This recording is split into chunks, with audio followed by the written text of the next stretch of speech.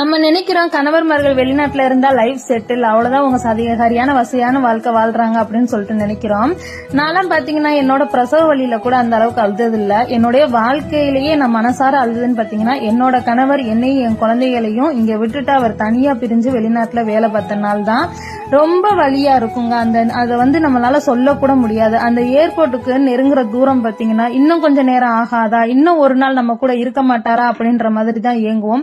இவ்வளவு பிரச்சனைகளுக்கும் மத்தியிலுமே பாத்தீங்கன்னா கணவனும் மனைவியும் சேர்ந்து யோசிச்சு எடுக்கிற முடிவு எதுக்காகன்னு பாத்தீங்கன்னா இந்த சமுதாயத்துல நம்ம குடும்பமும் 4 பேரால மதிக்கப்படணும்ன்றதுக்காக தான், ஒரே காரணத்துக்காக தான் கணவன் மனைவியை பிரிஞ்சும் குழந்தைகளை பிரிஞ்சும் வெளிநாட்டுக்கு போறாங்க. அது மட்டும் இல்லாம நம்ம எங்கேயாவது போனோம்னா ஒரு சேஃப்டி இல்லாத மாதிரியே ஃபீல் பண்ணுவோம். ஒரு கல்யாண வீட்டுக்கு போனா எல்லாருமே கப்பிள்ஸா போட்டோ எடுப்பாங்க, ஆனா நம்ம மட்டும் தனியா நின்று போட்டோ எடுக்கிற மாதிரி இருக்கும். அதெல்லாம் பார்த்தா ரொம்பவே ஃபீலிங்கா இருக்கும்.